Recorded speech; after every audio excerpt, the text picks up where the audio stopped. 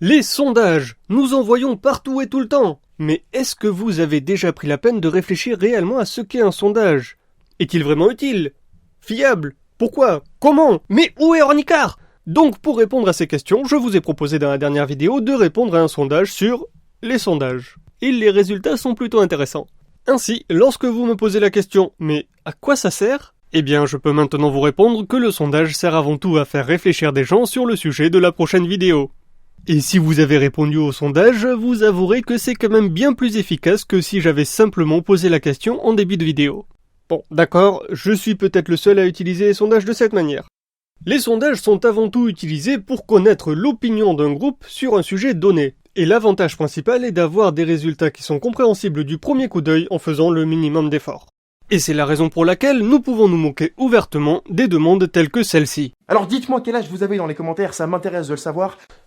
Vous commencez à me connaître, j'ai quand même tendance à laisser le bénéfice du doute d'habitude. Et donc le monsieur aurait pu réellement lire ses commentaires.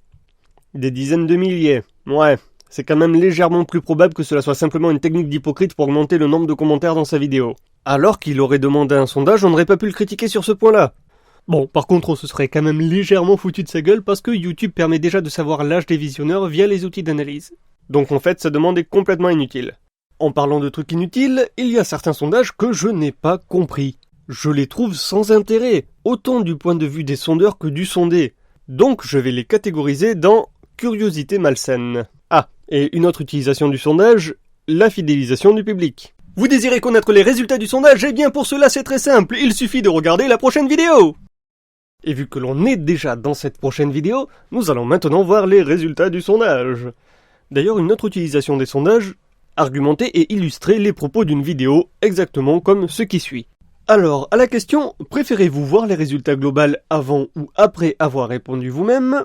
En réalité, cette question était censée pointer du doigt le fait que les réponses des autres peuvent influencer votre propre opinion, et même la faire changer. C'est un principe qu'on retrouve dans les top commentaires et dans les j'aime et j'aime pas des vidéos. Alors je pourrais expliquer ce phénomène, mais Horizon Gueule a déjà fait une vidéo sur le sujet. Donc je vais juste vous inviter à regarder sa vidéo en cliquant ici. Ah, et je profite de ce moment entraide entre youtubeurs qui méritent plus de vues pour annoncer 2 petits nouveaux dans ma box.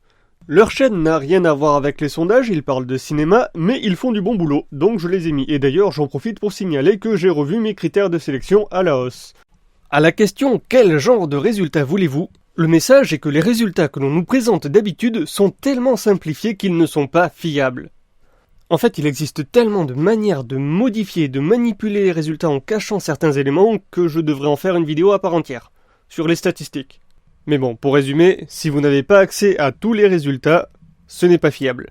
C'est pour cela que j'ai mis dans la description un lien qui vous permettra d'accéder à toutes les données du sondage. Mais bon, même avec toutes les données à disposition, il est possible de trafiquer les sondages.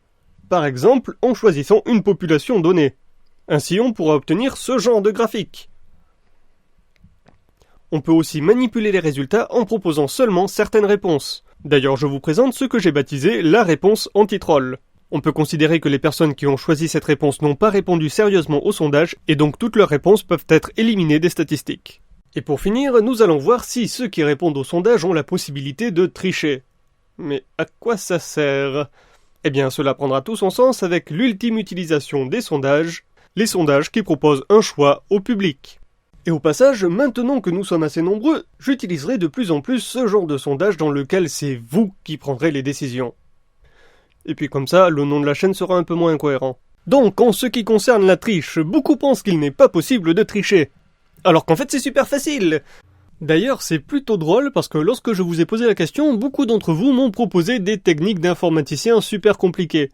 Alors que sur ce site il suffisait de refaire le sondage, tout simplement. Même avec le même pseudo, ça fonctionne.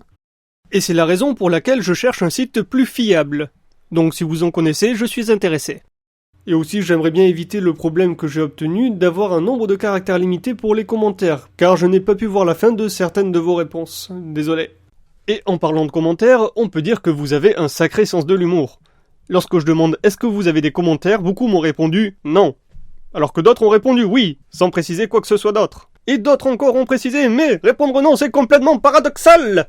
Et bien entendu, il y a les fameuses réponses « What the fuck ?» Je vous ai mis une petite sélection pas piquée des hannetons. Qu'est-ce que c'est que cette expression de merde? et dans le tas on trouve même quelques commentaires plutôt pertinents. Enfin bref, tout ce blabla à propos des sondages n'était en réalité qu'une introduction, car je voudrais connaître votre opinion sur les futures vidéos, mais aussi sur un point très précis, qui est... Qu'est-ce qu'on va bien pouvoir foutre de Poisson Fécond? Attention, je n'ai rien contre lui, il a même des qualités indéniables qu'on ne retrouve que chez très peu de youtubeurs. Cependant, il continue à sortir des vidéos qui sont légèrement complètement foireuses. Je vais vous faire un résumé très court de cette vidéo. Il parle des personnes qui, lorsqu'elles frôlent la mort, voient une lumière au bout d'un tunnel. Il y expose ses propres convictions, mais aussi le point de vue d'autres groupes qui ne partagent pas les mêmes croyances. Mais attention, dans son discours, Chris n'expose pas les différents points de vue en laissant le public choisir. Non. Là, Chris expose son point de vue et dit « Attention, il y en a d'autres qui pensent pas pareil, mais ne vous inquiétez pas, ils disent que de la merde !» Je vais juste rajouter une légère petite précision, ces autres, c'est plus ou moins l'ensemble de la communauté scientifique. Donc voilà, je vais demander votre avis pour savoir quelle est la réaction la plus appropriée. Et comme je n'ai pas de bon site sous la main, on va le faire à l'ancienne dans les commentaires. Première proposition, on fait rien du tout. Après tout, c'est pas bien grave, c'est juste des centaines de milliers de personnes qui ont été manipulées. Et puis comme ça me laissera plus de temps pour faire d'autres vidéos plus intéressantes. Deuxième proposition, on ne peut pas laisser passer ça. On lui a déjà laissé une seconde chance et il s'est torché le cul avec. Du coup, ce qu'on peut faire, c'est regarder ces vidéos et répertorier les pires erreurs pour faire un top des erreurs de Chris. Poisson Fécond, vous l'avez cru, vous l'avez dans le cul. Bon alors j'avoue que je ne suis pas trop d'accord avec cette solution, ça serait quand même dommage de sacrifier Poisson Fécond. À la rigueur, cela serait peut-être plus pertinent de chercher des incohérences sur une seule de ces vidéos. Et d'y répertorier les erreurs, les maladresses et démontrer que les sources qu'il utilise n'ont rien de scientifique.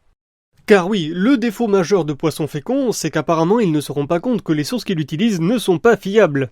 Du coup, proposition numéro 4, faire une vidéo tutoriel pour apprendre comment trouver une source fiable et pour définir si une source est fiable. Et on utiliserait les sources de Poisson Fécond comme illustration pour les exemples à ne pas suivre. Alors ça vous semble peut-être une excellente idée, mais j'avoue que ça ne m'arrange pas de faire cette vidéo maintenant. Parce qu'en fait, je suis en train de tourner une vidéo à propos de Wikipédia, et donc cela risque d'être un peu redondant. Mais ne vous inquiétez pas, la vidéo sur les sources fiables, on ira droit de toute façon. Donc voilà, je vais vous demander de voter pour les propositions qui vous semblent les plus efficaces, et comme d'habitude, n'hésitez pas à donner vos bonnes idées, c'est comme ça qu'on améliore les vidéos. Mais de toute façon, peu importe la proposition choisie, le message sera toujours constructif, en pointant du doigt les erreurs, en expliquant pourquoi c'est des erreurs et comment les éviter. Et de toute façon, une fois que la vidéo sera prête, elle sera diffusée tout d'abord sur Facebook, où vous pourrez m'indiquer les corrections et les améliorations à y apporter. Je vous remercie d'avance, n'oubliez pas de montrer cette vidéo aux personnes qui pourraient être intéressées, et on se revoit dans une prochaine vidéo.